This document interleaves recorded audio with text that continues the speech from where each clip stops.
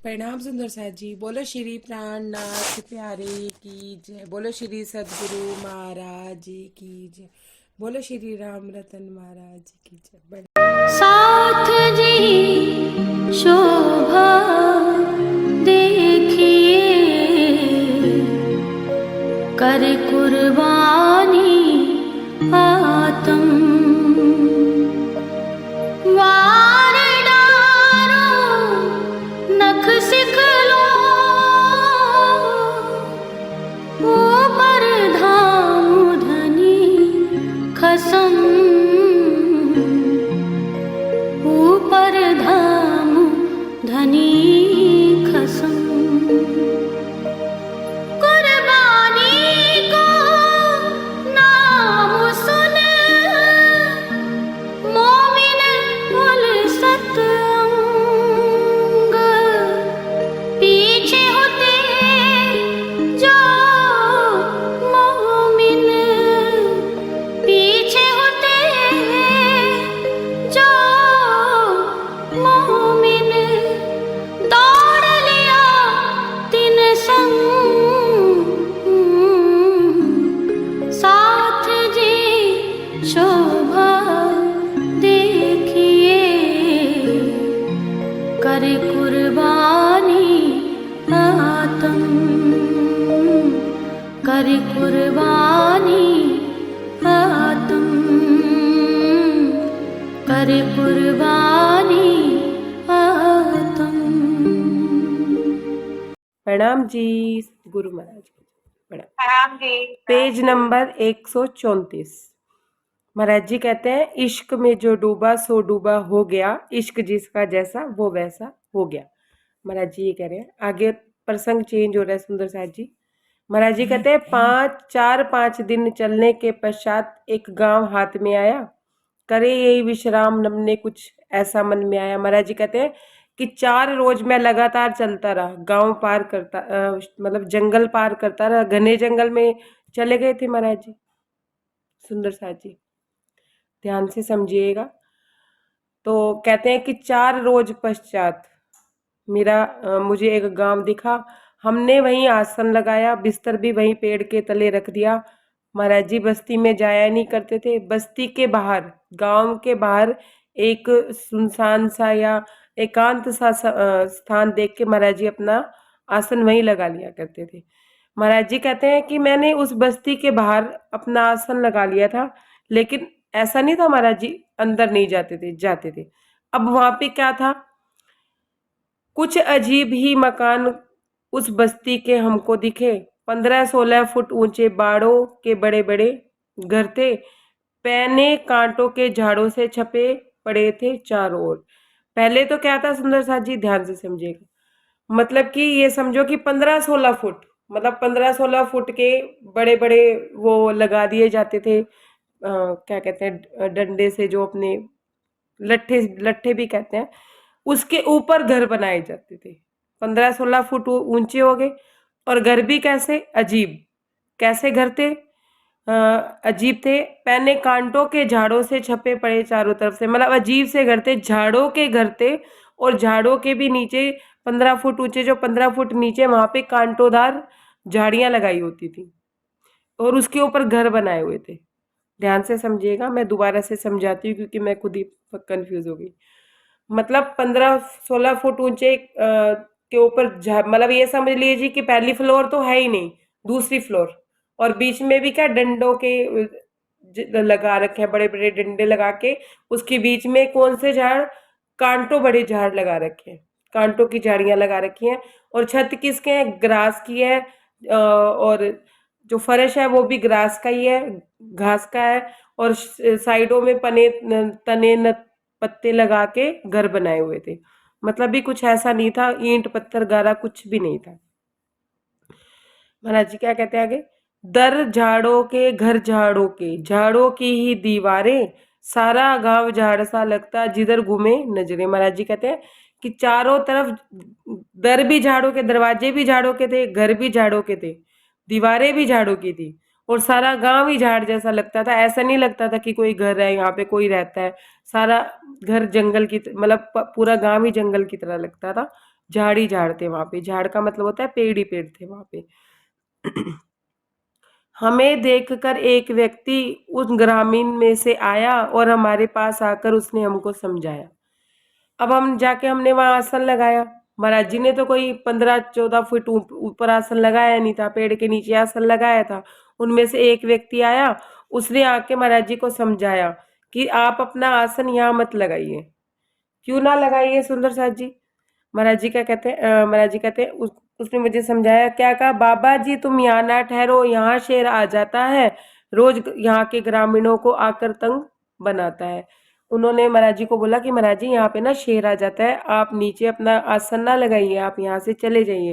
महाराज जी कहते हैं, ग्रामीण ने आके उनको समझाया, आप घर में ठहरे, अंदर बाड़े में विश्राम करें। हमने कहा भाई तुम जाओ जाके अपना काम करो। महाराज जी को उसने क्या कहा कि तुम यहाँ मत आओ, ग्रामीण लोगों को वो तंग करता है और कभी किसी को मार के खा जाता है, कभी किसी को मार के खा जाता है। आप ऐसे करिए, घर के अंदर आ जाइए, या तो घर के अंदर आ जाइए या बाड़े में बैठ के विश्राम कर लीजिए, कि लेकिन आप यहाँ मत बैठिए। महाराज जी कहते हैं कि हमने उसको क्या कहा कि जाओ, मुझे ना परेशान करो। हमने कहा भाई तुम अपना जाके काम करो, मुझे ना परेशान करो। हमें क्या करना है, क्या कहते हैं, हमने क्या करना है, उससे क्या मतलब बेचारे का, हम पे कुछ सामान नहीं है उसके चारे बारे का। महाराज जी क्या कहते हैं, हमें क्या करना है, मेरे पास तो कोई वो बेचारा मेरे से करेगा क्या, उसको मेरे से मतलब ही क्या है, मेरे पास उसके मतलब का कोई सामान नहीं है। सुंदर सा जी ध्यान से समझिएगा, क्या महाराज जी के शरीर को नहीं खा सकता था वो? पर महाराज जी क्या कह रहे हैं, आप हो बेफिक्र, हमारी चिंता कोई मत करना, हमें तंग कोई नहीं करता, फिक्र हमारी मत करना। महाराज जी कहते हैं, आप मेरी चिंता ना करो और बेफिक्र होके जाओ यहाँ से, हमें कोई नहीं तंग कर सकता, ना हम किसी से तंग होते। हमारी चिंता मत करो, ना हमारी फिक्र करो, जाओ तुम अपना आराम से बेफिक्रे होके सो जाओ, और मेरी फिक्र रखना भी मत, कि अंदर जाके मेरी फिक्र रखना। सीधा साधा उत्तर पाकर हमसे वह खामोश हुआ, बिना कुछ कहे। तब तक तो अपने सन्मुख ही वह चला गया। महाराज जी कहते हैं कि सीधा साधा सा उसने मेरे से उत्तर पाया, स्पाट मैंने उसको उत्तर दिया तो वो खामोश हो गया, चुप हो गया। और वो क्या कहते हैं, बिना कुछ कहे, बिना कुछ कहे, बिना कुछ देखे वो हमारे सामने से चला गया। Page number 135। पुनः शाम को आया, खाने वाने के लिए कहा, पर हमने कहा हम रात्रि को नहीं जिमते, हमने उसको मना करा। महाराज जी कहते हैं वो शाम को फिर आया, सुबह तो उसने मेरे को कहा, लेकिन शाम को फिर आया, फिर उसने खाने वाने का पूछा, फिर हमने उसको कहा कि हम रात्रि के समय नहीं जिमते, कोई बात नहीं तुम जाओ। फिर क्या कहता है, वह फिर भी एक पाव दूध किया पर इनकार किया, पर ले आया। हमने पी पा करके इसको अपना धुना सुलगाया। महाराज जी कहते हैं कि मैंने उसको जब खाने वाने के लिए मना कर दिया, फिर भी वो एक पाव दूध ले आया, मेरे इनकार करने के बाद भी ले आया, और मैंने भी क्या किया, उसका भाव रखने के लिए मैंने भी पी पा के अपना धुना सुलगाया। धुना सुंदर साथ जी, जैसे महात्मा लोग होते हैं अपने पास आग जला लेते हैं और अपनी मस्ती में बैठे रहते हैं, उसे धुना कहते हैं। बैठ गए ध्यान स्थल पेड़ के नीचे हम निज भावों के, अर्धरात्रि खलबली मची वहां कुछ गायों के। महाराज जी कहते हैं ध्यानस्थ होके मैं आप पेड़ के नीचे बैठ गया और अपने निजी भावों में, अपने आप में ही मैं खो गया। अर्धरात्रि के उपरांत कुछ खलबली मची, गायों में कुछ खलबली मची। क्या होने लगा, नाक के नथनों से फूफू की फुकारें आती, जोर जोर से मिलकर गऊं एक साथ रंबाती। जब वो शेर आता था ना, तो गाय जो थी वो नथनों से फू फू की आवाजें निकाला करती थी, और सारी गायें एक ही साथ रंबाया करती थी, कि आसपास के बाड़ जो बस्ती के लोग हैं उनको पता चले कि शेर आ गया, तो कोई हमें बचाने आ जाए। उसी आदमी ने फौरन बारे का फिर फाटक खोला, शेर आ चुका है बाबा, अंदर आ जाओ, यूं बोला। अब जब गायें ऐसे फुकारा करती थी, रंबारा करती थी, तो बस्ती वालों को पता चल जाता था कि शेर आ चुका है। अब गायों ने रंबाना शुरू किया, तो उस व्यक्ति को चिंता थी महाराज जी की। वो कहते हैं कि उस आदमी ने फौरन अपना बाड़े का गेट खोला और क्या बोला, बाबा जी आप जल्दी से आ जाओ अंदर, शेर आ चुका है। तो शेर आ चुका है बाबा, अंदर आ जाओ, यूं बोला। महाराज जी कहते हैं उसने मेरे को बोला कि तुम अंदर आ जाओ। हमने उसे पूर्व का उत्तर देके ही खामोश किया। उसने हमसे सीधा उत्तर पाकर फाटक बंद किया। महाराज जी कहते हैं कि मैंने इसको पहले जैसा ही उत्तर दिया कि भाई हमारे पास उसके खाने वाने का कोई सामान नहीं है, तुम चिंता ना करो, तुम अपना काम करो। तो उसने जब ऐसा सुना ना, तो उसको लगा कि ये तो शेर के हाथों मरेगा ही मरेगा, और शेर ने मुझे देख लिया तो वो मुझे भी मार देगा। ये सोच के उसने फटाफट फाटक अपना दरवाजा बंद कर लिया। ध्यान से सुनिए। क्षण उपरांत सिंह आकर धुने से बचकर खड़ा हुआ, ताका, फिर देर तक हमको वापस लौटकर चला गया। एक क्षण नहीं बीता था उसे फाटक बंद किए हुए, सुंदर साहब जी, उस व्यक्ति को। और वो शेर आके जो धुना, मतलब जो आग महाराज जी ने जला रखी थी, उससे थोड़ा दूर हट के खड़ा हो गया और महाराज जी को ताकता रहा, देखता रहा बहुत देर तक, काफी देर तक ताकता रहा, और वापस फिर वो लौट गया। और वो किसी झरोके से वो व्यक्ति भी देख रहा होगा, उसने भी देखा कि शेर ने महाराज जी को देखा, और फिर वो चला गया। अब उसके बाद घंटे 2 घंटे के पीछे मची खलबली, फिर घबरा कर चला गया एक बार, तो फिर घंटे 2 घंटे के पीछे एक बार फिर दोबारा आया वो।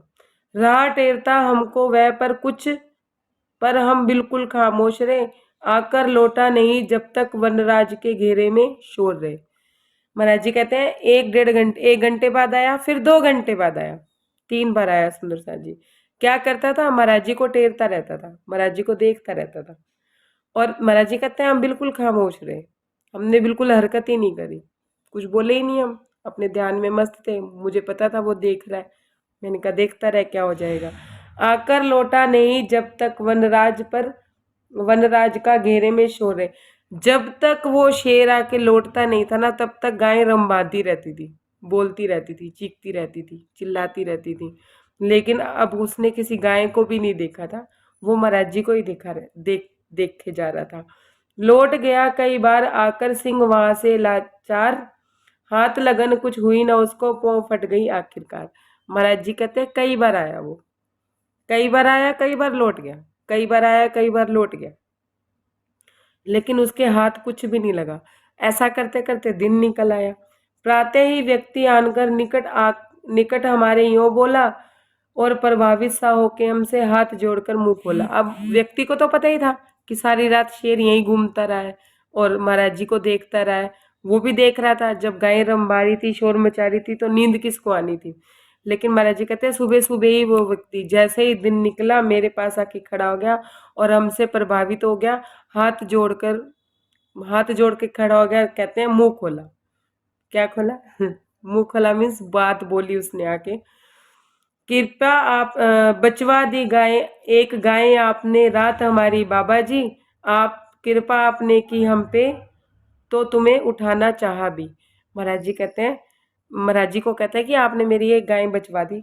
आपको पता है बाबा जी, मैंने आपको कहा था ना कि आप उठ जाइए, आप उठे नहीं, पर आपने मेरे पे इतनी कृपा करी कि मेरी एक गाय बच गई, गाय को भी नहीं लेके गया। वह तो सिंह रात को आया था, नियम पूर्वक आता है, कूद काद के बाड़े के अंदर गाय उठा ले जाता है। महाराज जी को क्या कहते हैं वो, कि ये जो सिंह आया था ना रात को, ये नियम पूर्वक आता है, और बाड़े के अंदर मतलब जहाँ पे गाय बैठी होती है उसके अंदर जाके एक गाय को तो उठा के ले जाता ही ले जाता है, कभी भी इसने छोड़ा नहीं है कभी गाय को। Page number 136। उपस्थिति से रात आपकी हिम्मत नहीं पड़ी उसकी, 3 बार आकर लौटा, कृपा सिर्फ आप ही की थी। सुंदर साहब जी महाराज जी को क्या कहता है, आपकी उपस्थिति के कारण उसकी हिम्मत नहीं पड़ी, मतलब आप यहाँ बैठे थे, वो आपको ही देखता रहा, उसकी हिम्मत नहीं बढ़ी, 3 बार आकर लौटा, आपने कृपा इतनी करी। महाराज जी कहते हैं मेरे को तो 2 ही बार का पता था कि 1 घंटे बाद आया, फिर 2 घंटे बाद आया, तीसरी बार भी आया, मुझे नहीं पता था कितनी बार आया, मुझे नहीं पता। तो उस व्यक्ति ने बोला कि 3 बार आया वो, आपको पता है। आप यही स्थायी रूप से ठहरे तो अपनी कृपा हो, खर्च आपका मेरे जिम्मे, बाबा जी चाहे जो ले लो। अब महाराज जी को क्या रिक्वेस्ट कर रहा है कि आप कृपा करिए कि परमानेंट यहीं बैठ जाइए, आप कहीं जाइए ही मत। जो आपका खर्चा पानी होगा ना वो मैं दूंगा, जो आपको चाहिए होगा वो मैं दिया करूंगा, लेकिन आप जाइए मत। किंतु जावे नहीं यहाँ से, हम पर बड़ी कृपा होवे, आप यहाँ ठहरे तो नगरी कम से कम सुखी होवे।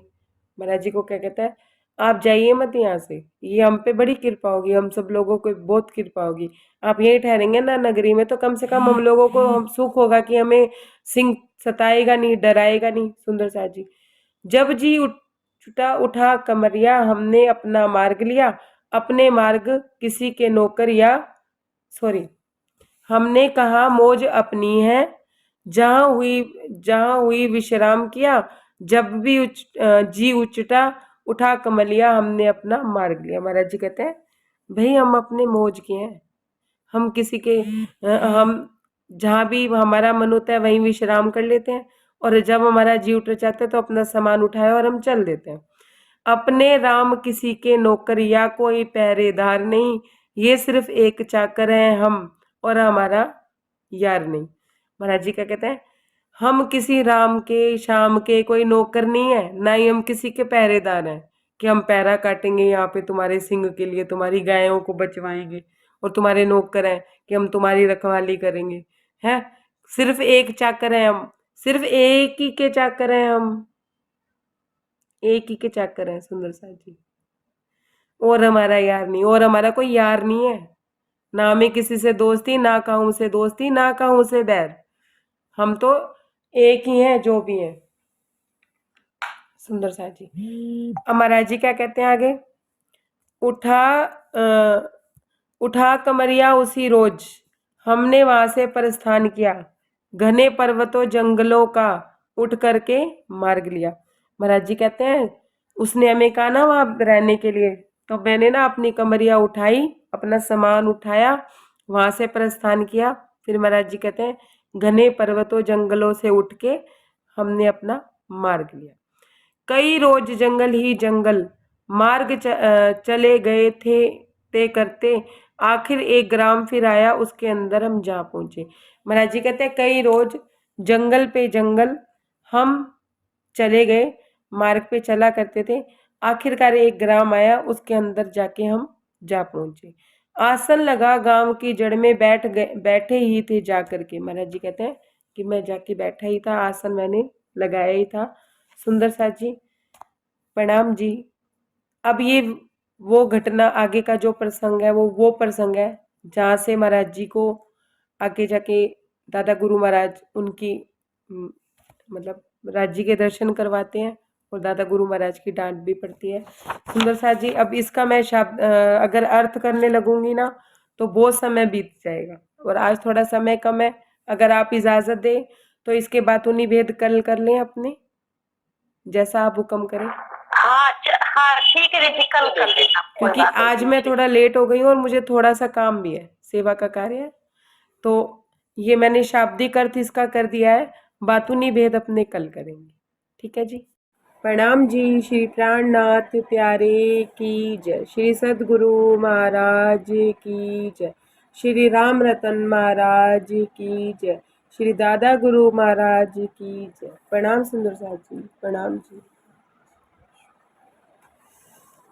प्रणाम जी। सुंदर साहब जी, प्रसंग चल रहा था कि महाराज जी जब वो पंजारा नदी के किनारे मेला भरा, मेले भरने में महाराज जी ने मना किया दो रोगा को कि आप मेला ना या भरने दीजिए, लेकिन फिर भी मेला भरा, और जो दरोगा थे उन्होंने जाके पब्लिक को भी ये नहीं बताया कि यहाँ पे कोई खतरा है या कोई प्रॉब्लम है, और ना ही उन्होंने संभावित वातावरण को समझने की कोशिश की। मतलब जब उनको पता था कि डैम से पानी छूटना है या पीछे से पानी छूट सकता है, इस तरह की बात उनको पहले समझनी चाहिए थी, जो वो नहीं समझे, जिसकी वजह से माल हानि का और जन हानि बहुत हुई।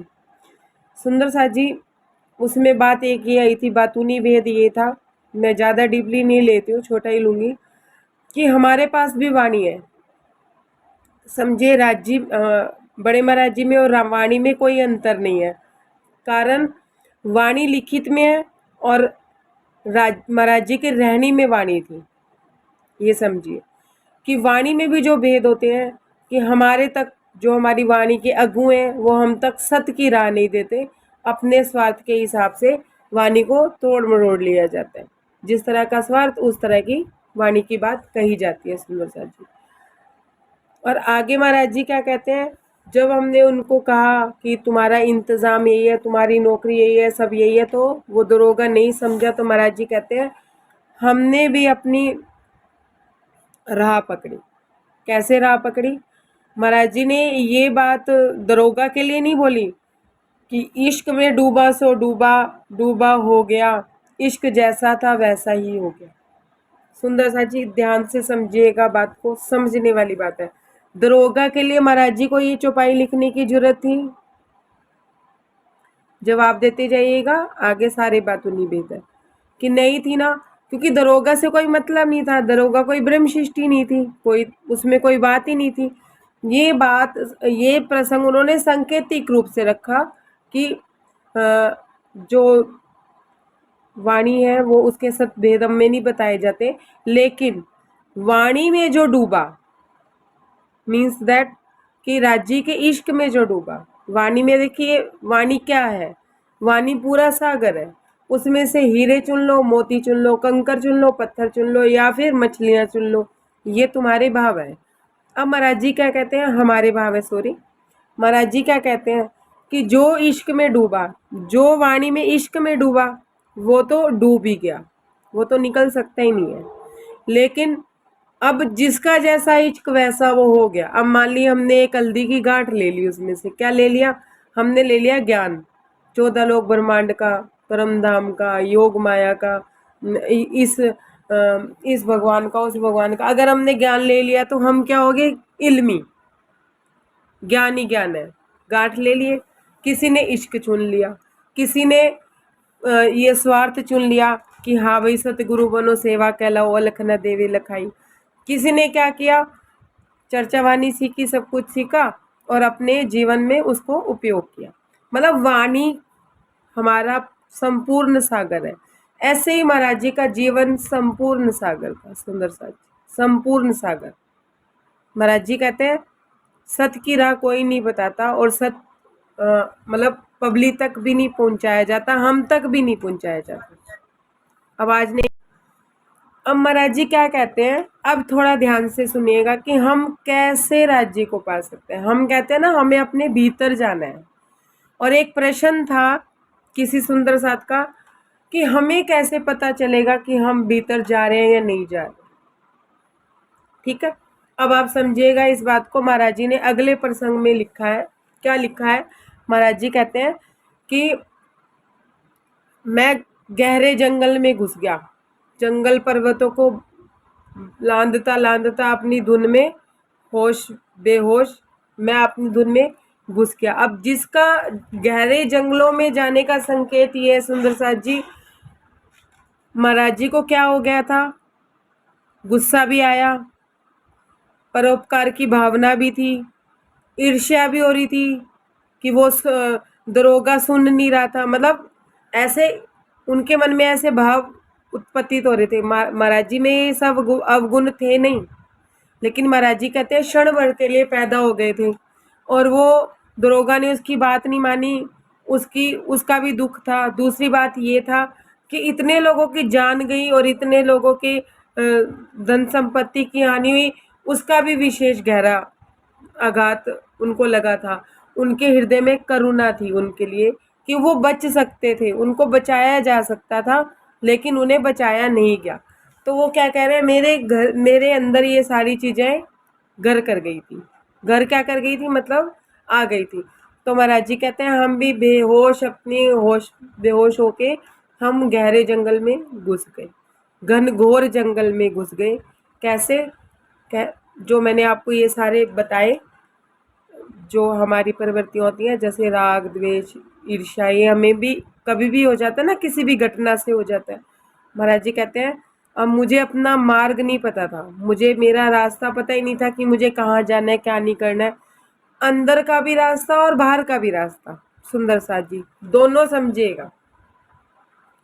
महाराज जी कहते हैं मैं भी अपने अंदर की प्रवृत्तियों को, इन चीज़ों को चीरने में लग गया कि नहीं, मुझे किसी से ईर्ष्या द्वेष मुझे करना नहीं है। अब कोई मरा या जिया मुझे क्या लेना देना है, क्योंकि महाराज जी अभी अपनी पात्रता बना ही रहे हैं। सुंदर साथ जी अब देखिए क्या हुआ कि महाराज जी कहते हैं अब जो अपनी इन प्रवृत्तियों को जीतने में लग गया, सहज सहज चल दिया, कि नहीं मुझे किसी से प्रेम नहीं, राग नहीं, मैं किसी की पत्नी नहीं, मैं किसी की प्रेमिका नहीं, ना मैं किसी की कुछ ना कुछ, ऐसे करके जब हम अपने आप में चलने लगते हैं तो उसका रक्षक कौन होता है?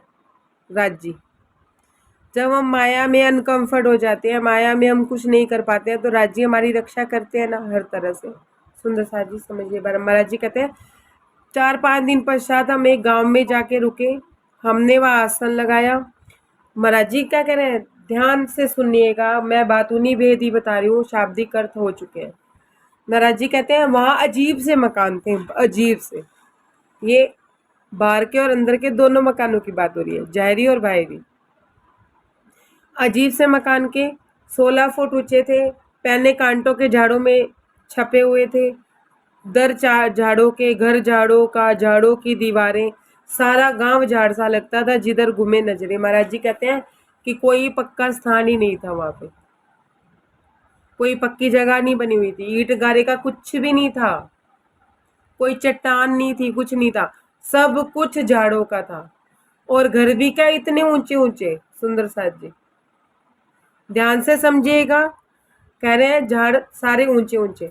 अब समझिए महाराज जी क्या कहना चाह रहे हैं। सुंदर साथ जी, झाड़ क्या थे, कटीली झाड़ियाँ क्या थी, कटीले बाड़ क्या है, हमारे यही जो मैंने अभी बताया, प्रेम, ईर्ष्या, राग, द्वेष, क्रोध, लोभ, मोह, ये क्या है, कटीली झाड़ियाँ। समझ रहे हैं आप? पन्ना दीदी समझ आ रही है मेरी बात? चंपा दीदी अगर नहीं समझ आ रही है तो स्टॉप करके पूछ लीजिएगा, क्योंकि सब काम करते हुए सुन रहे हैं और ये बात इतनी गहरी है कि समझ आएगी नहीं, जहाँ तक मुझे लगता है, क्योंकि मुझे समझने में 3 दिन लग गए महाराज जी से। मैं 3 दिन बाद इसलिए बैठक में आई क्योंकि मैंने महाराज जी से बोला, मैंने कहा मेरे अनुभव में बात नहीं आएगी, मैं कैसे कहूँगी। तो महाराज जी ने मुझे समझाने में 3 दिन लगा दिए। मेरी बुद्धि इतनी मोटी है, क्योंकि मैं मोटी बुद्धि की हूँ ना, मेरे समझ में नहीं आती जल्दी से बात, तो फिर महाराज जी मुझे प्रैक्टिकल करके बताते हैं। तो समझिए बात को, कटीली झाड़ियाँ मैंने बता दी क्या है। और हमने आश्रय, आश्रय किसका ले रखा है? ऊंचे ऊंचे सिंहासन पे बैठे हुए कटीले झाड़ों का, जो अभी तक अपनी वृत्तियों से भी मुक्त नहीं हुए हैं, अपने राग से, अपने द्वेष से, अपने ईर्ष्या भाव से, अपने स्वार्थ से, इससे भी ऊंचे नहीं उठे हैं, और उनके आश्रय में हम जाके रह रहे हैं। समझ आई बात? अब देखिए मेरी बात सुनिए, मैं पहले ही क्षमा मांगती हूँ आप लोगों से कि मैंने उस दिन बैठक में किसी प्रवक्ता की या किसी की भी बात की तो आप लोगों को बुरा लगा, मुझे भी लगा कि मुझे नहीं कहना चाहिए था, लेकिन अब प्रसंग ऐसा है, या तो मैं प्रसंग छोड़ दूं, सत्य ना बोलूं, तो सही है, फिर तो कोई दिक्कत नहीं है। और अगर जो प्रसंग चल रहा है उसके हिसाब से सत्य बोलूं तो मुझे डंडे पड़ते हैं। अब बताओ मैं क्या करूं, आप बताइए। लेकिन मैं ये चाहती हूँ, कि जो सुंदर साथ सुन रहे हैं, जो रिकॉर्डिंग सुन रहे हैं, उनसे मेरा कोई ज़्यादा मोह नहीं है, और ज़्यादा मेरा वो भी नहीं है कि मैं उन्हें समझाऊं। जो तो सुन रहे हैं सबसे पहली बात, और जो स्थिर होकर सुन रहे हैं और जो उस पर चलना चाहते हैं, उनको समझाना मेरा कर्तव्य है, क्योंकि मैं भी चलना चाहती थी, तो मेरे राज्य ने, मेरे महाराज जी ने मुझे समझाया, तो मैं आप लोगों के सामने ये बात रख रही। अरुण भैया अपना कैमरा ऑन कर लीजिए, एक भी बस 5-7 मिनट में बात समझ आ जाएगी।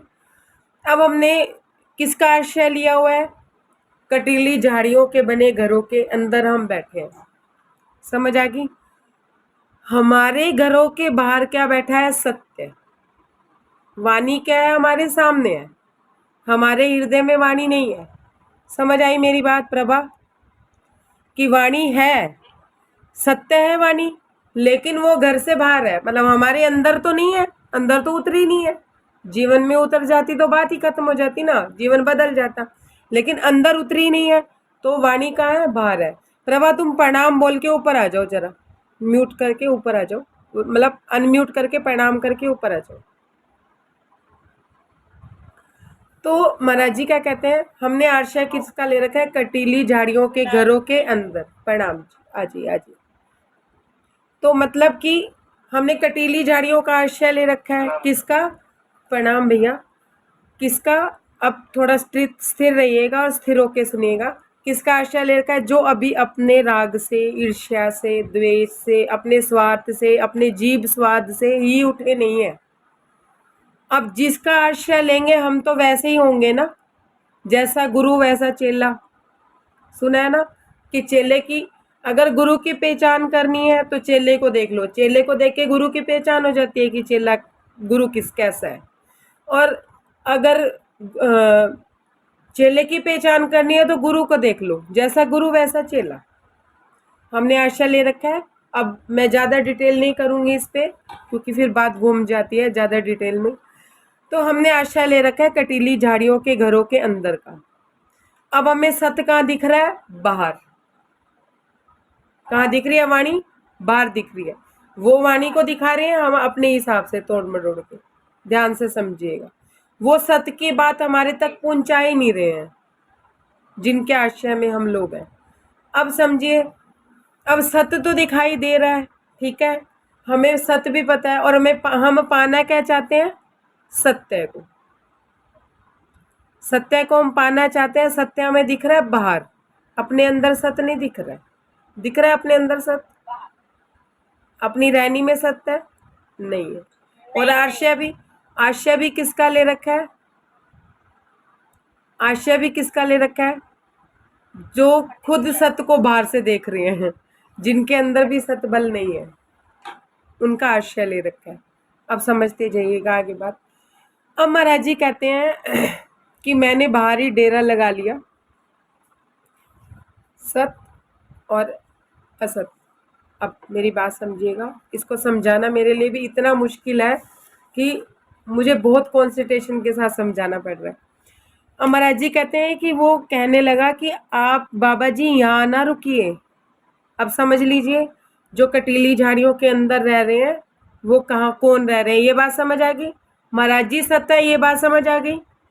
महाराज जी बाहर बैठे हैं और हम कटीली झाड़ियों के अंदर का आश्रय लिया हुआ है। अब शेर कौन है सुंदर साथ जी? शेर है माया। अब समझ जाइए, शेर किसकी उपाधि है? माया। शेर है माया।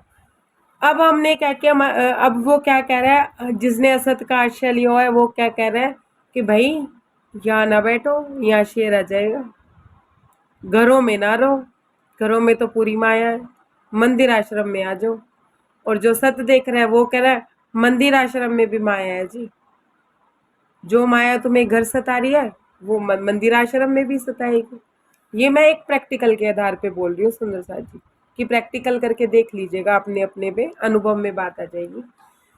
अब महाराज जी क्या कह रहे हैं, हमारे लिए कोई फर्क नहीं पड़ता हम कहाँ बैठे हैं। अरे उसके मतलब का कोई सामान ही नहीं है मेरे पास। महाराज जी क्या कह रहे हैं, सुनिए क्या कह रहे हैं। हमने कहा भाई तुम जाओ, जाके अपना काम करो, हमसे क्या लेना है उससे, उसका क्या मतलब है बेचारे का। फिर क्या कह रहे हैं, हम पे कुछ सामान नहीं है, उसके चारे बारे। अब महाराज जी के पास माया आएगी, माया क्या छीन के ले जाएगी उनका, जब उनके पास कुछ है ही नहीं, हाथ पल्ले ही कुछ नहीं है, कुछ लेके जाएगी सुंदर साथ जी। अब महाराज जी क्या थे, विदेही थे, वो अपनी देह में थे ही नहीं। शेर क्या उनके मरे हुए शरीर को खाएगा? समझिए, भाई शेर ज्यादा क्या चोट पहुंचाता, उनका शरीर ही तो खा जाता, शरीर को ही तो नुकसान देता, उससे ज्यादा तो कोई नुकसान ना होता महाराज जी का। महाराज जी कहते हैं वो मेरे पास था ही नहीं भाई, उसके चारे बारे का सामान मेरे पास नहीं है, कृपया करके तुम जाओ। अब समझिए सुंदर साथ जी, महाराज जी कहते हैं वो बेचारे, हमने उनको भी जो कटीली झाड़ियों की बाढ़ लेके बैठे हैं या उनके आश्रय में बैठे हैं, हमने उनको कहा भी तुम जाओ, तुम हमारी टेंशन ना करो। अब माया वाले जीव माया का ही आसन लेके बैठे हैं, तो वो माया से डरेंगे या नहीं डरेंगे? डरेंगे, हाँ डरेंगे ना।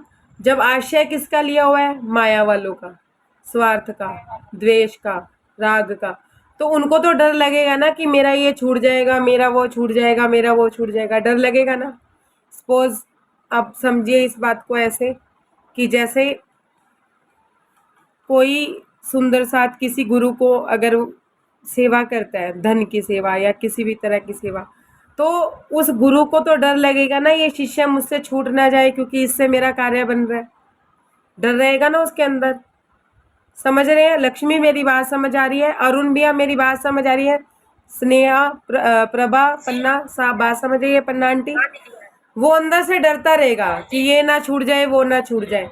तो सुंदर साथ जी, मंदिर आश्रम में रह के भी ये डर कि ये ना छूट जाए, वो ना छूट जाए, संत बन के भी ये डर कि मेरी ये जिम्मेदारी है, मेरे पोते की जिम्मेदारी है, मेरे बेटे की जिम्मेदारी है, मेरे घर वालों की जिम्मेदारी है। अगर यही बात मंदिर आश्रम में और संत बन के मिलनी है, तो यही प्रॉब्लम तो माया में है। समस्या कहाँ है सुंदर साथ जी? समस्या कहाँ है?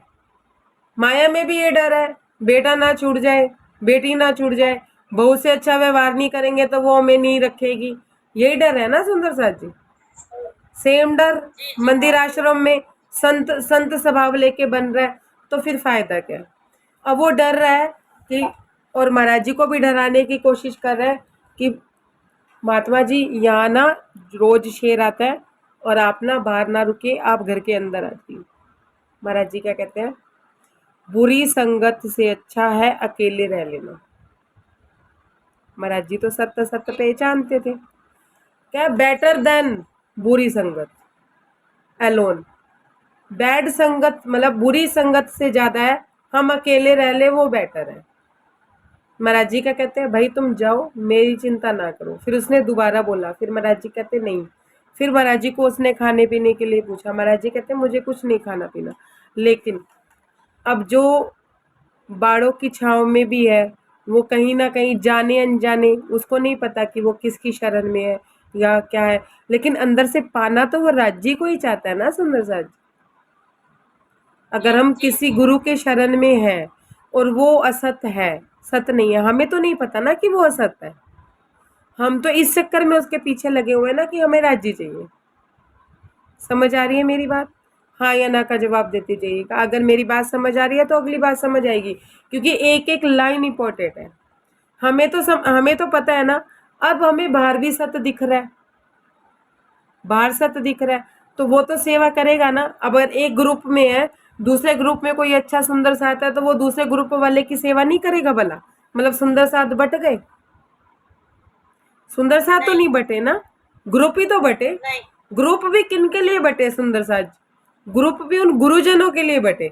सुंदर साथ तो आपस में नहीं बटा, उनके लिए तो ये ग्रुप भी वही है और वो भी ग्रुप वही है। अब जहां सत्य दिखेगा तो सेवा तो वहां पे भी होगी, सेवा का भाव तो वहां भी होगा ना सुंदर साथ। आप मेरी बात समझ रहे? अब महाराज जी कहते हैं कि वो फिर भी बेचारा मेरे लिए पाव भर दूध ले आया, लेकिन मैंने फिर उसको इनकार नहीं किया, मैंने वो दूध पी पा लिया। पी पा के अपना धुना सुलगाया, फिर अपने निज उसमें हम मस्त हो गए।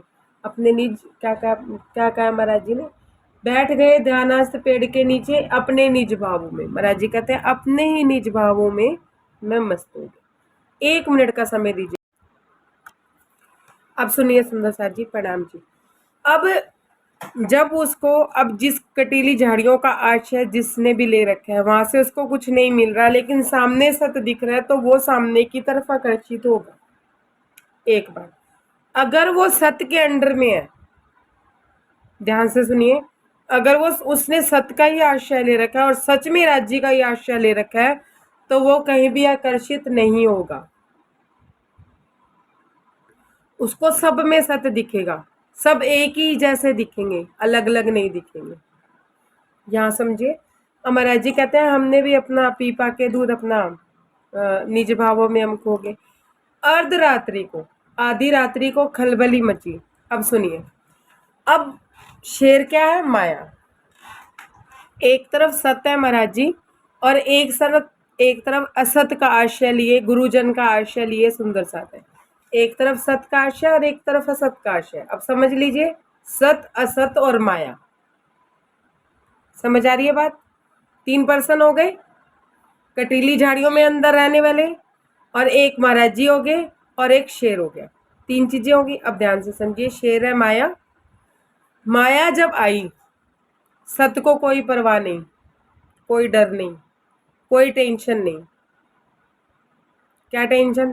जिसके पास माया है ही नहीं, जिसके पास कोई मतलब ही नहीं, उसे काहे का डर भाई। अब इसे अनुभव से अगर मैं इन्हें थोड़े थोड़े प्रैक्टिकल से बताऊंगी तो बात बहुत लंबी हो जाएगी, और मुझे लगता है आप लोगों के पास भी समय नहीं और इतना सुनने की समर्था भी होनी चाहिए ना, अंदर जानी चाहिए बात उतनी तो अब जिसके पास कुछ होगा ही नहीं उसका माया क्या बिगाड़ लेगी? सत्य तो कभी डरेगा ही नहीं। क्यों? क्योंकि सत्य को किसकी राह है? राज्य की। जिसको राज्य दिख रहे हो उसको क्या डर मरने का भी, तन के छूटने का भी क्या डर? और असत्य क्या है? तन से जुड़ी चीजें। तन से जुड़ी हुई चीजें क्या है? असत। समझ रहे हैं? मन और आत्मा से जुड़ी हुई चीजें क्या है? सत। महाराज जी को डर नहीं लगा, कोई टेंशन नहीं। उस कटीली झाड़ियों के उसके बाड़े भी बने हुए थे, सब कुछ बना हुआ था, लेकिन उसको क्या था? डर। शेर कहीं उनको ना खा जाए, शेर कहीं मेरे बाड़े में ना आ जाए। महाराज जी को उसने दरवाजा खोल के बोला, महाराज जी वो आ रहा है, शेर आ रहा है और आप अंदर आ जाइए। उसने कहा, महाराज जी ने बोला, मैंने उसको पहले जैसे ही उत्तर दिया। तो महाराज जी कहते हैं, 1 मिनट भैया, अरुण भैया 1 मिनट बात पूरी कर लो, फिर मैं आपकी बात सुनती हूँ। अब महाराज जी, जब महाराज जी ने मना कर दिया तो उसको ये डर हो गया कि मेरे अंदर ना आ जाए। मतलब आश्रय में है सदगुरु के, जिसको भी मान रहा है उसे सदगुरु ही तो मान रहा है ना, लेकिन फिर भी डर लग रहा है माया ना खा जाए, माया ना खा जाए। फटाफट उसने फाटक बंद कर दिया। डर कौन रहा है? असत। किसके आश्रय में? असत के। कटीली झाड़ियों के आश्रय में रह रहे हैं और वो खुले में रह रहे हैं, तब भी महाराज जी को कोई डर नहीं है। डरता कौन है? मन। डरता कौन है? डरता कौन है? जिसके इस शरीर से जुड़े स्वार्थ है। डर किसको होगा? चाहे वो ईर्ष्या हो, राग हो, द्वेष हो, प्रेम हो, कुछ भी हो, इस शरीर से जुड़ी उसकी चीजें हैं तो, और मन है तो मन डरेगा। सत्य कभी भी नहीं डरेगा। जो डायरेक्ट राज्य से जुड़ चुका है उसे कोई फर्क नहीं पड़ता शरीर भी खत्म हो जाए। प्रणाम जी अरुण भैया, अब पूछिए क्या पूछ रहे हैं आप? अरुण भैया पूछिए क्या पूछ रहे थे आप? अच्छा, मैं थोड़ा, झाड़ी जो हाँ प्रभा पूछिए क्या पूछना है? वो जो झाड़ी वाला आपने समझाया था वो मैं थोड़ा समझ नहीं पाई दीदी, एक बार मुझे समझाओ। झाड़ी, झाड़ी वो है सुंदर सा जी। महाराज जी ने कहा मैं गहन जंगल में घुस गया। महाराज जी कहते हैं इस प्रसंग के बाद मेरे मन में दुख भी आया कि इतनी जनसंपत्ति वो हो गई और जान मान की हानि हो गई। उधर से दरोगा के प्रति गुस्सा भी आया, दुख भी आया, गुस्सा भी आया, ईर्ष्या भी हुई कि ये मेरी बात क्यों नहीं सुन रहे, अहंकार भी आया कि तूने मेरी बात नहीं सुनी। तो ये सारी वृत्तियां क्या है? कटीली झाड़ियां। समझ आई? अगर हमारे मन में ये वृत्तियां आती हैं तो हम कटीली झाड़ियों में हैं। सुंदर सा जी महाराज जी फिर एक गांव में रुके। एक गांव में रुके तो वहां पे क्या थे? घर भी कटीली झाड़ियों के थे, झाड़ के थे। मतलब वहां ईंट पत्थर का कोई काम नहीं था, सारे झाड़ों की चीजें ही बनी हुई थी। तो हम, सुंदर साथ जी, फिर मैं ये बात दोहराना नहीं चाहती लेकिन प्रभा का प्रश्न है तो दोहरा रही हूँ कि हम किसी भी गुरु की शरण में है, वो अभी अपनी कटीली झाड़ियों में फंसा हुआ है तो वो हमें कैसे बाहर निकालेगा? अभी वो अपने तन के स्वाद से, अपनी जिम्मेदारियों से, अपने पोते की जिम्मेदारी, अपने दोते की जिम्मेदारी, उधर से अपने घर परिवार की जिम्मेदारियों के लिए पैसा कमा रहा है, धन इकट्ठा कर रहा है, तो वो हमें कैसे निकालेगा माया से? फिर वो बात लंबी हो जाएगी ना, इसलिए मैंने शॉर्टकट में ली थी, क्योंकि इसकी डिटेल मैंने पहली बैठक में समझा दी थी। अब ये बात समझ आ गई? यहाँ तक अगर बात समझ आ गई हो तो मैं आगे बढ़ूं, नहीं तो आगे बढ़ने का कोई फायदा नहीं है। जिसको भी यहाँ तक बात नहीं समझ आई सुंदर साथ जी, वो प्रश्न पूछ सकता है, फिर आगे मैं एक अनुभव के आधार पे भी बात समझा दूंगी, क्योंकि गहराई की बात है, आसानी से समझ नहीं आएगी। अब जिसके ऊपर माया आएगी, शेर आएगा। अब सुनिए, एक समस्या आई हमारे ऊपर, हम घबरा गए, डर भी है, टेंशन भी है, डिप्रेशन भी है, इसका मतलब हम सत्य में नहीं है, अभी हम असत्य में ही विचरण कर रहे हैं। सत्य में तो होना बहुत दूर की बात है, हम सत्य की शरण में भी नहीं है जी। कड़वी बात है लेकिन बात सही है। महाराज जी को कोई टेंशन नहीं है। क्यों? महाराज जी का जीवन जीवन नहीं है, महाराज जी का शरीर शरीर नहीं है। है। उन्होंने भी तो अभी राज जी को नहीं पाया है, अभी उन्होंने पाना बाकी है या नहीं लक्ष्मी? है ना? उनको डर नहीं लग रहा है कि मेरा शरीर छूट जाएगा, मेरा सब कुछ छूट जाएगा? नहीं, डर नहीं लग रहा।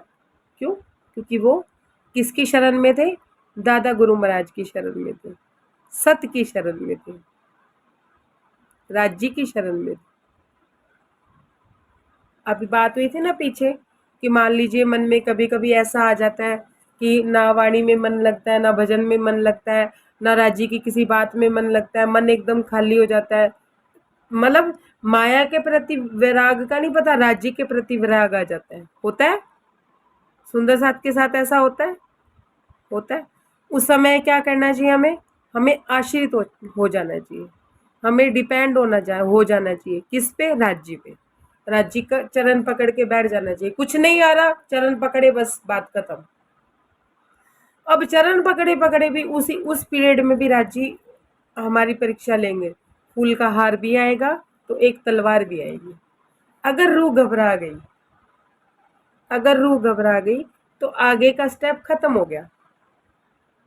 और अगर रूह नहीं घबराई कि नहीं मैं तो चरण पकड़ के बैठी हूँ, चाहे पत्थर आके गिरे, चाहे मेरे ऊपर भूकंप आके गिरे, तो उसने वो परीक्षा पास कर ली। हमेशा अगला स्टेप आने से पहले पिछला स्टेप हमें छोड़ना पड़ेगा, हमें परीक्षा देनी पड़ेगी। अब समझ आ गई इतनी बात? अब महाराज जी क्या कहते हैं, देखिए आप, महाराज जी तो बैठे हैं ओपन में और वो शेर आया, महाराज जी ने कोई प्रतिक्रिया नहीं की। महाराज जी कहते हैं 3 बार आया, तीनों बार मैंने देखा, मैंने कोई प्रतिक्रिया की ही नहीं। समझ आ रही है बात? प्रभा हाथ खड़ा किया, कुछ कह रही हो? हाँ दीदी, जैसे भी आपने कहा कि कोई स्टेप को अगर हमें आगे पकड़ना तो पीछे वाले को हमें छोड़ना पड़ेगा। सही बिल्कुल बात है ना? जैसे हम बिल्कुल। कोई बात के लिए चिंता, जैसे हम कोई बात के लिए टेंशन लेके वही बात पकड़े हैं तो वो निकलने का नाम नहीं लेता। तो जब तक उसको छोड़ेंगे नहीं तो आगे का जो स्टेप उसको कैसे हम पकड़ेंगे? सही बात है ना? निकलने का नाम नहीं लेता है प्रभा। हाथ एक तो नीचे करो, तुम्हारा हाथ थक जाएगा। एक, क्योंकि जो ये सही है स्टेप, जिसने कुछ पूछना है हाथ ऊपर कर ले, ऐसे पता चल जाता है। अब समझना है, इस बात को समझिएगा ध्यान से। मैं एक एग्जाम्पल से समझा रही हूँ, समझिए। मान लीजिए कोई चीज हमें परेशान कर रही है। सबसे ज्यादा माया का जो रूप है ना, भयंकर रूप जो माया का है, वो है पैसा। पैसा ही है ना, भयंकर रूप तो पैसा ही है।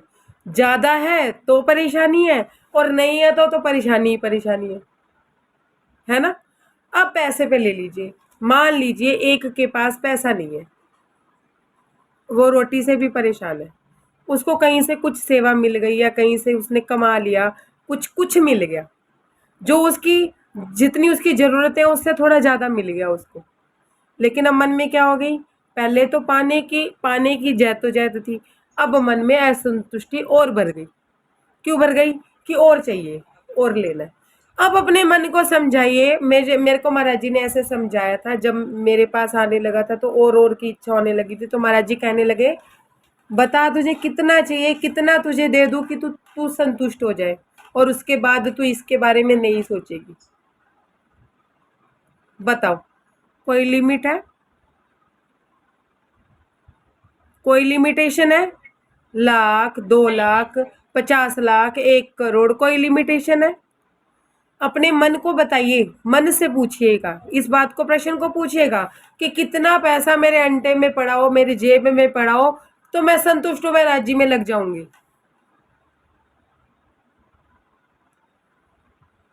पन्ना दीदी, सोना नहीं है बिल्कुल भी। समझ आ रही है मेरी बात? ऐसे ही किसी बच्चे को लेके प्रॉब्लम है या किसी रिश्ते को लेके प्रॉब्लम है, क्या चाहते हो? अगर कोई तुम्हें प्यार नहीं कर रहा, तुम किसी से अपना समय चाहते हो, मान लीजिए अपने पति से अपना समय चाहते हो, क्या चाहते हो? कि पति 24 घंटे तुम्हारे चरणों में पड़ा रहे? तुम्हारे साथ वो गलत गलत हरकतें करता रहे जो तुम उससे चाहते हो, कहाँ तक पूर्ति हो जाएगी? किसी भी विषय वासना की कितनी पूर्ति हो जाएगी? और अगर खाने के लिए भी, अगर खाने की भूख है तो कितनी वैरायटी खाओगे, कितना खा लोगे? अगर मान लो खाने की भी इच्छा है, ये खा लिया, वो खा लिया, इतना वो खा लिया, इतना वो खा लिया, शादी में जाते हैं ना अपने, 100 वैरायटी होती है, कितना खाया जाता है, कितना खा लोगे? वहां तो खुला होता है, क्यों? क्योंकि शगन देना है, पैसे पूरे करने हैं, है ना? कितना खाया जाता है। मतलब अपने मन को ऐसे समझाओ ना कि कितना चाहिए तुझे, क्या चाहिए बोल, मैं देती हूँ तुझे। मेरे बच्चे छोटे थे, पैसे की कमी मेरे पास भी थी, बहुत ज्यादा तो नहीं था, लेकिन पता नहीं महाराज जी ने मुझे ऐसे चलाया। अब मान लो बच्चों को बिस्किट खाने हैं और एक बिस्किट बच्चों को पसंद है, ये दोनों, मैंने कभी बच्चों को लड़ने नहीं दिया आपस में, क्यों? अब मैं इसको अलग दे दिया, उसको अलग दे दिया, फिर कम पड़ा, मैंने 10 पैकेट ला के रख दिए, कितना खा लोगे? एक दिन खाए, अगले दिन फिर 10 ला के रख दिए, फिर दूसरे दिन खाए, तीसरे दिन बच्चे उस बिस्किट का नाम ही नहीं लेते, वैरायटी चेंज, फिर वो ला दिए। कितना कितना खाएगा मन, कितना? बच्चों में कभी लड़ाई नहीं हुई खाने को लेके, और जब तक कि मैं छोटे बच्चों में लड़ते हुए देखती हूँ, ये नहीं मिला, वो नहीं मिला, लेकिन बच्चों में कभी लड़ाई नहीं देखी मैंने लड़ते हुए, कभी नहीं देखा मैंने को खाने की चीज पे लड़ते हुए, खाने की चीजों पे लड़ाई हो रही है। और अब भी कोई चीज आएगी ना घर पे, भरपूर ला के रख दी, जो पसंद करते हैं ना वो ज्यादा ज्यादा ला के रख दो, कभी लड़ाई होगी नहीं। लड़ाई किस चीज की है? हमें दुख किस चीज का है सुंदर साथ जी? हमें दुख तब पैदा होता है जब हम किसी से अपनी तुलना करते हैं। अगर हम दुखी हैं और हमारे से ऊंचा हमें सुखी मिल गया तो हम दुखी, और हमारे से नीचा कोई दुखी मिल गया तो हम सुखी। कोई परिभाषा है दुख सुख की? प्रभा, बात समझ आ रही है? कि अपने से ऊंचा कोई दिख गया तो हम दुखी हो गए कि देखना उसको सब मिल रहा है, मुझे नहीं मिल रहा है, हमारी किस्मत ही खराब है, तो हम दुखी हो गए। और हमारे से नीचा कोई दिख गया कि नहीं नहीं इसके पास तो इतना भी नहीं है, तो हम सुखी हैं, हम संतुष्ट हैं कि हम सुखी हैं।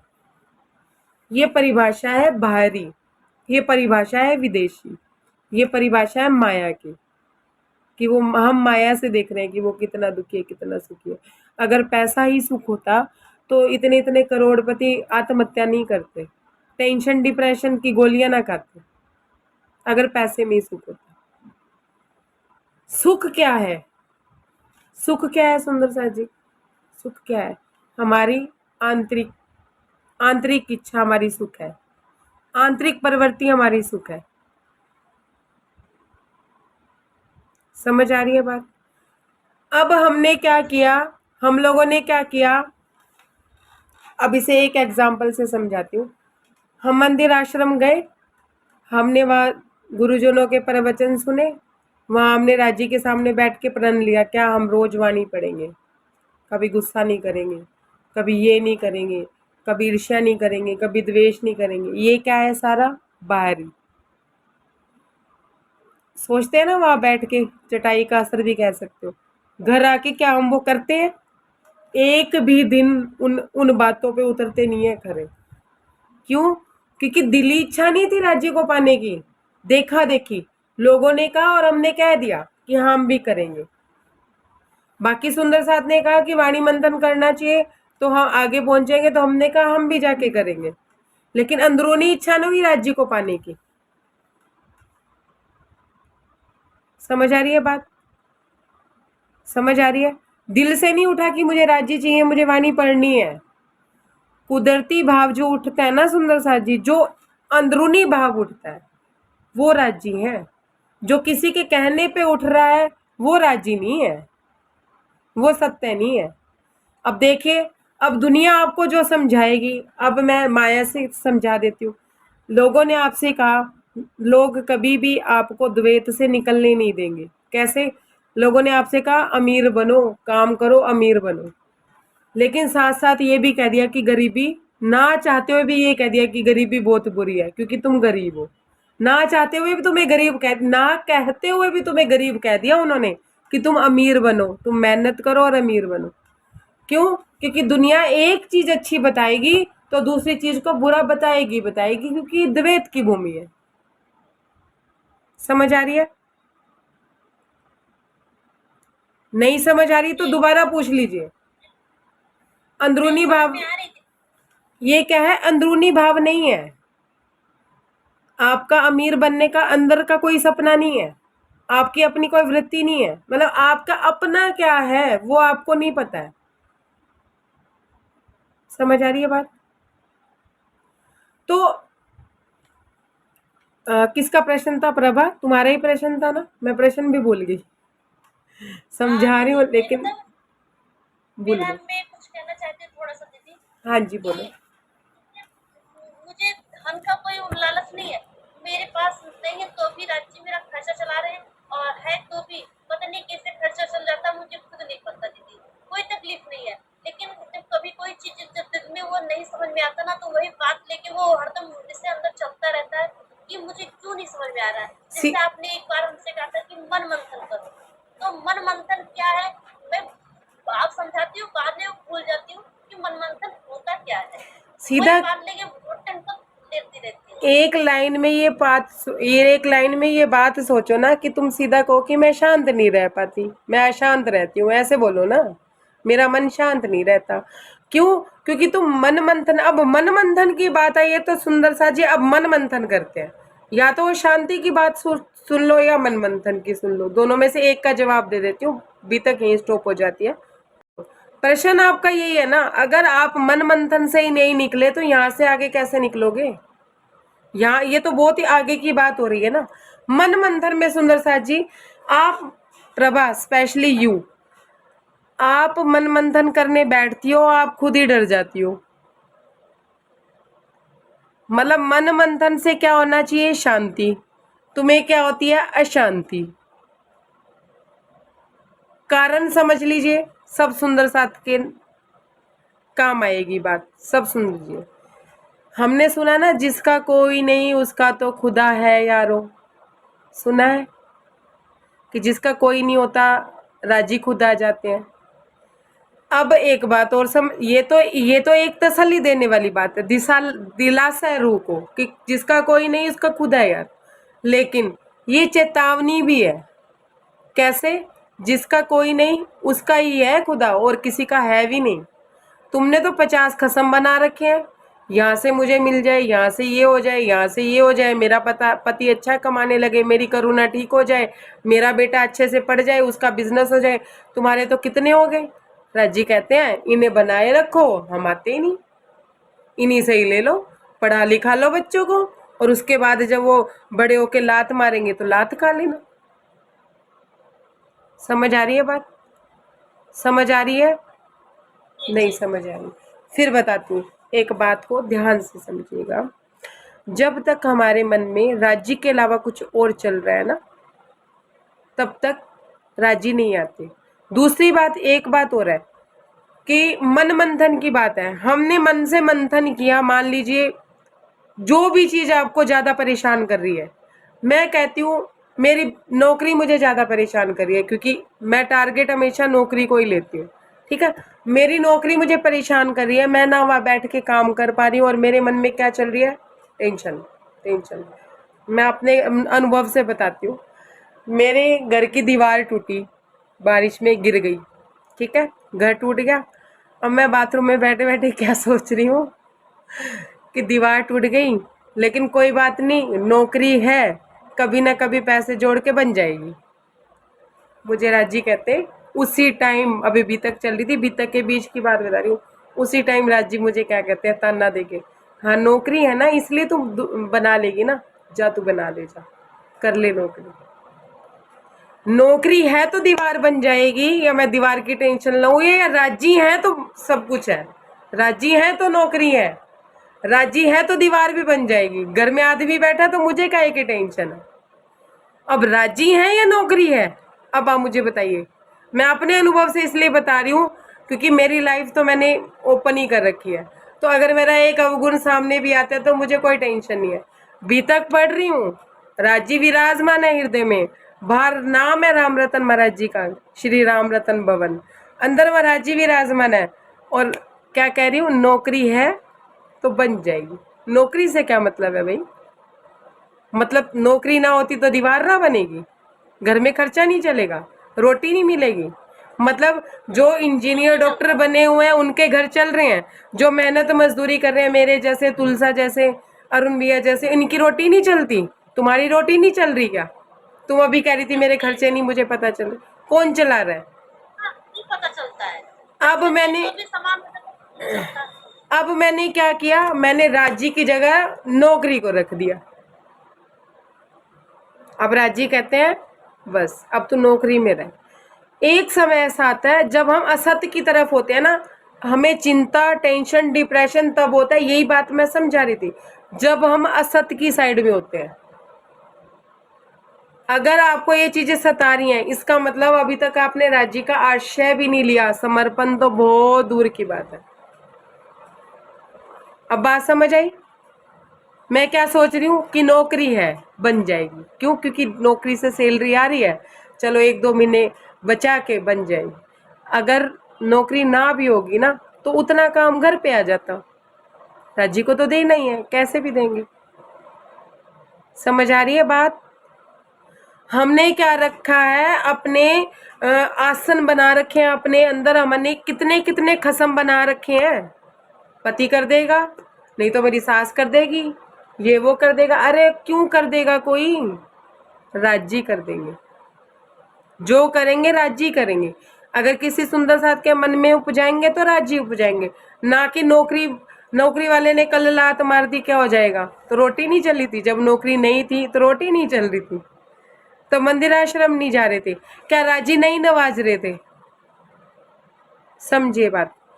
जब हम देखो पूरा समय राज्य समझाते हैं हमें ये बात, किसी के हृदय में आके, अब जैसे मेरे हृदय में आके समझा रहे हैं। जब ये चीजें हमारे लास्ट तक छूटती नहीं है, जो अपनी वृद्धावस्था में है वो भी समझ लीजिए, जो अपनी यौवन अवस्था में है वो भी समझ लीजिए, जो बचपने में है वो भी समझ लीजिए। क्योंकि बचपन वाला यहाँ कोई नहीं है, लेकिन मैं रिकॉर्डिंग में बोल रही हूँ तो आगे भी जा रही है बात। आप ये बात समझ ली, ये चीजें लास्ट तक नहीं जाती हैं। और इस तरह से राजी लास्ट में क्या कहते हैं, अब तो मैंने आना ही नहीं है तेरे पास तो इतने आसन है। अपने हृदय सिंहासन पे हम लोगों ने बहुत बहुत स्वरूप बना रखे हैं। स्वरूप की बात हो रही है, रूप बना रखे हैं। और उन रूपों के चलते हमारे भी रूप अलग अलग है। सुंदर साथ जी, सास के साथ अलग है, ननंद के साथ अलग है, अपनी माँ के साथ अलग है। कौन सी वो औरत जो पति की माँ है, हमारी माँ है, क्या फर्क है? औरत वो भी है, औरत वो भी है, लेकिन वो सास है। तो रूप किसका खराब? हमने अंदर अपना रूप उसके सामने बदला है। आपको समझ आई मेरी बात? नहीं समझ आई? ये पड़ोसन है, इसके सामने रूप अलग है। क्यों? क्योंकि तुम्हें अपने स्वरूप की पहचान नहीं है। और तुम्हें चाहिए का, तुम्हें इस चीज की भी पहचान नहीं है। तुम्हें अभी तुम्हारे हृदय सिंहासन पे महाराज जी कहते हैं वही ना, जिसका कोई नहीं उसका तो खुदा है यारो। लेकिन परमात्मा यही कहता है, जब तक तुम्हारा कोई नहीं होगा ना तभी मैं आऊंगा। अभी तुमने इतने इतने कसम बना रखे, हम करते जाओ, मानते जाओ, मैं भी देखता हूँ कितना होता है। और कभी संतुष्टि नहीं मिलती। देख लीजिए है संतुष्टि हमारे जीवन में, कितना पैसा आ जाए, कितना धन आ जाए, कितनी दौलत आ जाए, आज आप बिना पैसे के परेशान है। अमिता दीदी के पास सब कुछ है फिर भी वो राज्य के लिए परेशान है। पन्ना दीदी के पास सब कुछ है, प्रतिभा दीदी के पास सब कुछ है, फिर भी वो परेशान है। मेरे पास कुछ नहीं है तब भी मैं परेशान हूँ, और कुछ है तब भी मैं परेशान हूँ। दोनों ही परिस्थितियों में हम परेशान हैं। क्यों? क्योंकि जिसका खुदा नहीं, हमारा खुदा ही नहीं है, हमारे पास और बहुत कुछ है। एक एग्जाम्पल से समझिए, मुझे प्रतिभा दीदी ने फोन करके कहा, क्या कहा, रंजना तू चिंता क्यों करती है, तू राज्य में लग, तू राज्य को पा, तेरे खर्चे मैं करूंगी, तुझे कोई टेंशन नहीं। या मैंने प्रभा को बोल दिया कि आप टेंशन ना लो, आप राज्य में लगो, आपको जितने धन की जरूरत होगी मैं आपको भेज दूंगी। प्रभा दीदी को संतुष्टि हो गई, मुझे संतुष्टि हो गई। सिर्फ एक धनी व्यक्ति के कह भर देने से संतुष्टि हो गई। और राजी साक्षात बैठे हैं, उनकी संतुष्टि नहीं है। भले ही हम दे ना दें, भले ही प्रतिभा दीदी मुझे दे ना दे, लेकिन संतुष्टि किससे हुई? किसी अमीर व्यक्ति के कहने से हो गई कि हाँ इसके पास है तो ये देगा। तो हमारे राज्य के पास कमी है प्रभा? मैं जो दे सकती हूँ राज्य नहीं दे सकते। लेकिन हमें व्यक्ति के कहने से संतुष्टि हो जाती है, लेकिन राज्य हमारे हृदय में और हमारे लिए है, हमें संतुष्टि नहीं है। जब तक आपके हृदय सिंहासन, राज्य भी ये कहते हैं, जब तेरे लिए कोई नहीं होगा ना, जब तू सोच लेगी कि मेरा कोई है ही नहीं आपके अलावा, तब मैं आऊंगा तेरे हृदय में। ये चेतावनी भी है सुंदर साज। समझ आ रही है बात? ठीक है, समझ में आ रही है, बहुत अच्छा। ये चेतावनी भी है। ये ना समझे कि एक दिलासा है, दिलासा तो है ही है, लेकिन ये भयंकर वाली चेतावनी है कि और लास्ट तक हमारे सगे संबंधी और हमें ये दे देगा, हमें वो दे देगा, हमें वो कर लेगा, हमें वो कर लेगा। हमें एक राज्य नहीं, हमें सबसे उम्मीद है। जैसे अब मैंने एक एग्जाम्पल से समझाया, मुझे राजी ने तुरंत ही टोका, अच्छा तेरे पास नौकरी है, तूने ये नहीं कहा कि तेरे पास मैं हूँ। सुनिए सुंदर सा जी, मैं अभी तक कर रही हूँ, मेरे तन से राज्य सेवा ले रहे हैं, मैं मेरी मैं में प्रकट हो रही हूँ। वहां भी मेरी मैं थी, राजी ने तुरंत मैं खत्म कर दी, जा बना ले दीवार। राज्य से हाथ जोड़ के माफी मांगी। दूसरी बात ये सुंदर सा जी, एक बात और समझिएगा ध्यान से, इसी एग्जाम्पल से आपको समझा रही हूँ, जो एग्जाम्पल मेरा चल रहा है। क्या एग्जाम्पल दिया मैंने कि मेरे घर की दीवार टूटी, प्रभा जाना नहीं, अब तुम्हारे लिए बात हो रही है, ठीक है? कि नहीं जाएंगे। मैं, मेरे घर की दीवार टूटी, मैंने एकदम से कहा, मैंने कहा नौकरी है चलो लग जाएगी, अब कोई टेंशन नहीं है। तो राजी ने मेरे को कहा कि हाँ तेरे पास नौकरी है इसलिए तेरी दीवार लग जाएगी, मैं नहीं बैठा तेरे लिए, है तेरे को मेरे पे उम्मीद नहीं है, नौकरी पे चिंता है। अब मैं ये कह दूं, अब हम एक्सक्यूज क्या देते हैं, मन मंथन की बात कर रही हूँ, हम एक्सक्यूज क्या देते हैं, नहीं राजी पैसा कमाने के लिए नौकरी तो करनी पड़ेगी। अच्छा राजी कहते अच्छा अभी भी नौकरी करनी पड़ेगी, है मेरे में समर्थन नहीं है, मतलब तू कमा के लाएगी तो मेरे घर की दीवार बनेगी। घर किसका है? उनका है, मतलब तू कमा के लाएगी तो दीवार बनेगी। अब जैसे पति पत्नी को कहता है ना कि हाँ तू कमाएगी तभी तो घर चलेगा, मैं तो निठल्ला नहीं कमाऊं। अगर राजी को पति मानते हो तो ऐसी बातें राजी से क्यों नहीं करते, संसारिक पति से करते हो। अब मैंने जब कहा नौकरी तो करनी पड़ेगी, तो राजी कहते ठीक है कर ले फिर नौकरी, क्या दिक्कत है, दीवार तो आज तक नहीं बनी। अब समझिए, अब मैंने क्या किया, मैंने ऐसा नहीं किया, मैंने सच्ची में ऐसा नहीं किया, मैं उस समय की बात बता रही हूँ, ये तो मैंने एक विकल्प बताया, मैंने उसी टाइम ही राजी के आगे हाथ जोड़ दिए, नहीं राजी आप हो तो हो जाएगा सब कुछ, नौकरी मेरे लिए कोई मायने नहीं रखती, नौकरी हो ना हो मुझे आप चाहिए। जब मैंने ऐसे हाथ जोड़ दिया मेरा मन हो गया शांत, राजी शांत भी कर देते हैं, लेकिन हम विकल्प रखते हैं। बच्चे ने कोई गलती करी, तुमने ये क्यों करी, अरे मैंने इसलिए करी, मैंने उसलिए करी, पर उसने गलती नहीं मानी। क्यों गलती नहीं मान लेते? मन मंथन करते हो, विकल्प रखते हो। मन मंथन किसका होता है? एक तरफ मन हो गया, एक तरफ हम हो गए, मन हमें भगा रहा है, तीसरी तरफ राज्य भी तो है, ट्रायंगल है ना। ट्रायंगल में मतलब मन जिस बात से सता रहा है राज्य से माफी मांग लो, लेकिन हम क्या कर रहे हैं, विकल्प बहस, और फिर अपने मन से खुद ही डर जाते हैं और खुद ही अशांत होकर उड़ जाते हैं। अपने मन से ही डरते हैं, क्यों? क्योंकि हमने वो कर्म किए होते हैं जो हमने पहले करे थे। फंसना नहीं है, एक एक मन मंथन में एक एक जो प्रसंग आता जा रहा है उसमें अगर हमारी गलती है तो राज्य से माफी मांगते जाओ, अगर गलती नहीं है तो राज्य को समर्पित करते जाओ, पन्ना पलटते जाओ।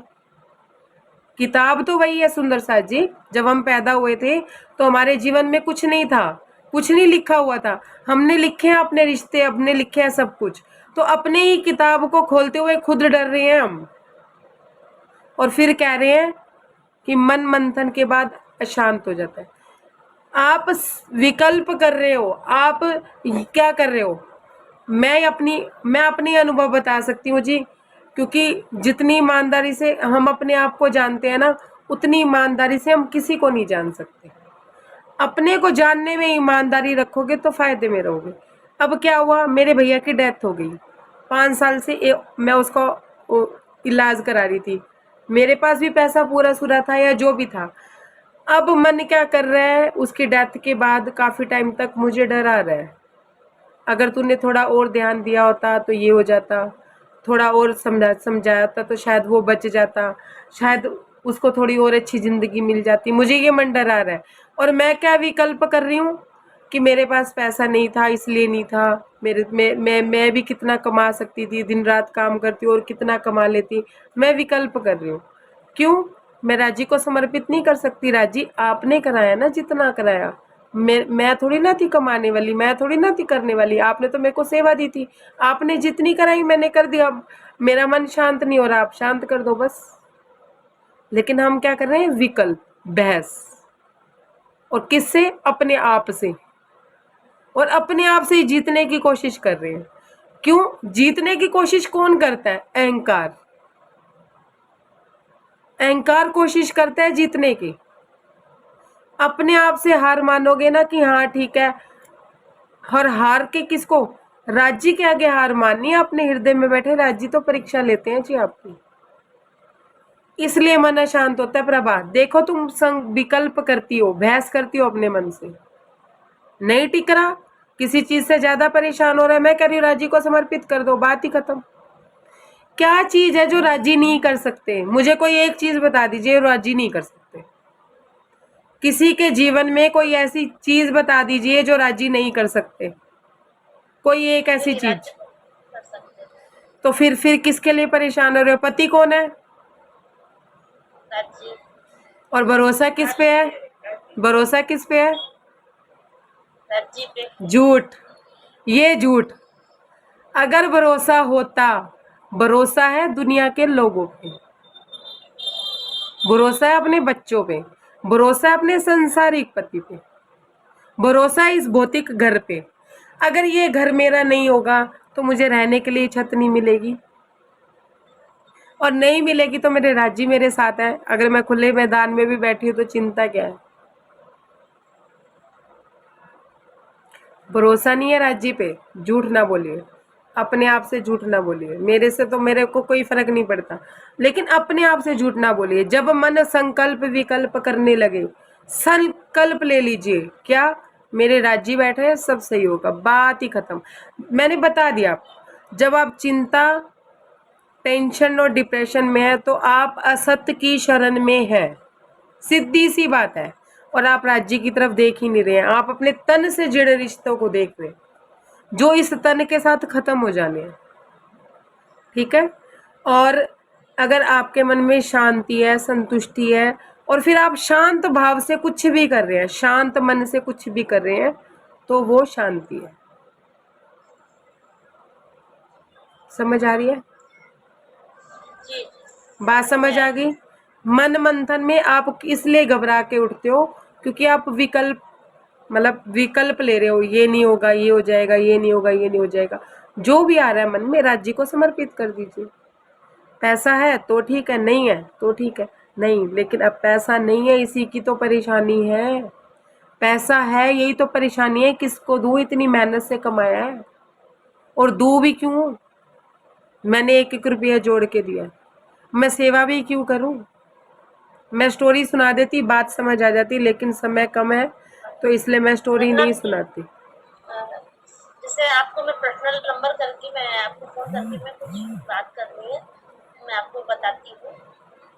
हाँ, कोई पर्सनल मैटर है जिसके लिए मन शांत नहीं हो रहा है तो भी आप बात कर सकते हैं, बात हो जाएगी, समझा दूंगी कि क्या है। अब मुझे पता नहीं ना आप किस बारे में सोच रहे हैं, लेकिन मेरे को तो माया, सबसे ज्यादा माया पैसे में ही दिखती है जी। नहीं, पैसा है, पैसे की चिंता नहीं है। लेकिन जुड़ी वो पैसे से हुई है, हाँ, जड़ पैसा ही है। हर चीज की माया की जो जड़ है वो पैसा ही है। जड़ से मजबूत है हम, पैसे से मजबूत है तो रिश्ते नाते घेर के बैठे हैं। आज पैसा खत्म, रिश्ते खत्म, सीधी सी बात है। माया की जड़ है पैसा, और राज्य की, सत्य की जड़ है राज्य। अब देख लीजिए, मैंने क्लियर बता दिया। सत्य की जड़ों में शांति, प्रेम, नम्रता, करुणा, परम आनंद, ये सब है। ठंडी छाएं हैं वो, गर्मी में ठंडी और सर्दी में गर्म, मतलब वातानुकूल है, वहाँ कोई टेंशन नहीं है। और ये जो माया है, ये ईर्ष्या, द्वेष, राग, क्रोध, लोभ, मोह, अहंकार। गर्मियों में गर्म हवाएं और सर्दियों में बर्फीली हवाएं। अब आप देखिए आपको किसकी छांव में बैठना है, किस पेड़ को आप पसंद करते हो, माया के पेड़ को या उसको। जड़ छोड़ दीजिए, जड़ से छोड़ दीजिए और उधर जड़ से सींचना शुरू कर दीजिए। पेड़ पौधे पत्ते पूजने की जरूरत नहीं है, जड़ सींचना शुरू कर दिए। राजी के चरण पकड़ के बैठ जाइए, सब मिल जाएगा। मुझे ये समझ में नहीं आता, मैं आप लोगों को तो समझाती हूँ, कभी कभी मैं भी हो जाती हूँ भाई डामाडोल भी।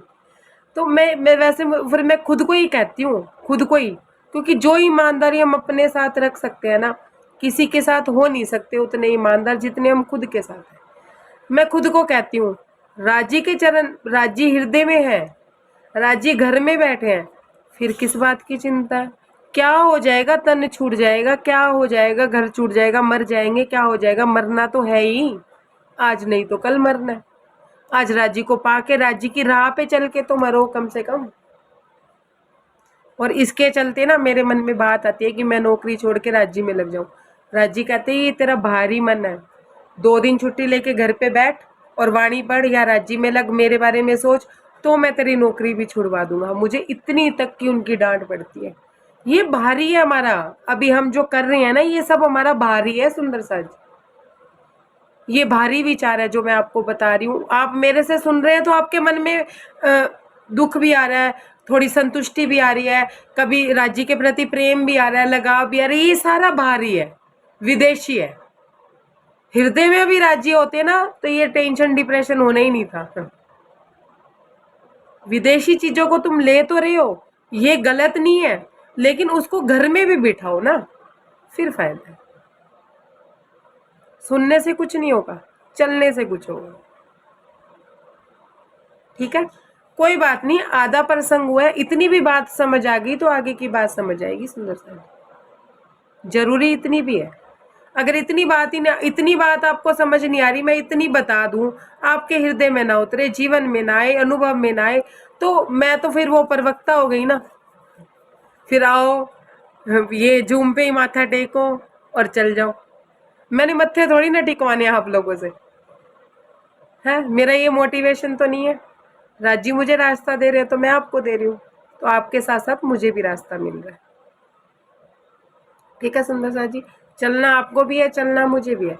3 दिन से नहीं कुछ राजी उपजा रहे थे, नहीं दे रहे थे, तो मैं आप लोगों के सामने उपस्थित नहीं थी। अब राजी ने 3 दिन में मुझे ठोक पीट के समझाया, मेरे अनुभव में बात आई है तो मैंने आप लोगों के आगे रखी है। कोई गलती हो, कोई त्रुटि हो तो मुझे क्षमा कीजिएगा, छोटी बहन मोटी बहन जो भी समझ के। प्रणाम जी। कोई गलती हो तो क्षमा कीजिएगा सुंदर सा जी, किसी के हृदय को ठेस पहुंची हो तो भी क्षमा कीजिएगा। प्रणाम जी।